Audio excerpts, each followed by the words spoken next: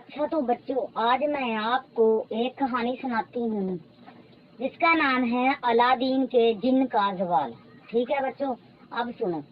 الادین کا چراغ نسل در نسل ہوتا ہوا اب الادین حتم کے ہاتھ آیا، جو ایک سیدھا سادہ انسان تھا۔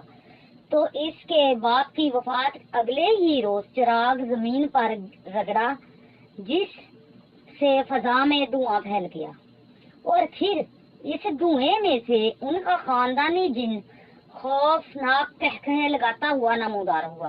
اس کے بازو مشرق اور مغرب میں پھیلے ہوئے تھے اور قد آسمان سے باتیں کر رہا تھا۔ جب یہ دھواں چھٹا اور اس قوی ہیکل جن کی دہلا دینے والی آواز فضا میں گونجی، کیا حکم ہے میرے آقا؟ تو الادین حتم نے ایک نظر سے دیکھا اور پھر کہا، ذرا دوڑ کر نکر والی دکان سے میرے لیے ایک سانچی پلاؤ لاؤ۔ جن کو اپنے نئے آقا کے اس حکم کی تعمیل میں بڑی شرم محسوس ہوئی، مگر اس نے تعمیل کی اور دوبارہ ہاتھ باندھ کر کھڑا ہو گیا۔ الادین نے اسے حکم کا منتظر پایا تو کہا، نہانا چاہتا ہوں، بالٹی اٹھاؤ اور سرکاری نلکے سے پانی بھر کر اسے صحن میں رکھ دو۔ جن کو اگرچہ ایک بار پھر بڑی سبکی محسوس ہوئی، مگر اس نے جو حکم میرے آقا کہا اور غائب ہو گیا۔ نہانے سے فراغت پا کر الادین نے ایک بار پھر چراغ رگڑا، جس پر ایک گڑگڑاہٹ سنائی دی اور خوفناک قہقہے لگاتا ہوا جن نمودار ہوا۔ اس نے جھک کر کہا، کیا حکم ہے میرے آقا؟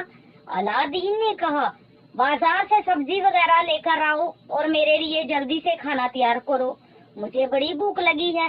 یہ سن کر جن بہت شرمسار ہوا اور گردن جھکا کر بازار کی طرف چل پڑا۔ کھانا وغیرہ کھا کر الادین نے ایک بار پھر چراغ رگڑا، جس پر جن ایک خسکیانی ہنسی ہنستا ہوا نمودار ہوا اور ہاتھ باندھ کر کھڑا ہو گیا۔ الادین نے حکم دیا کہ ہمسایوں سے تھوڑی سی پتی مانگ کر لاؤ اور چائے بناؤ۔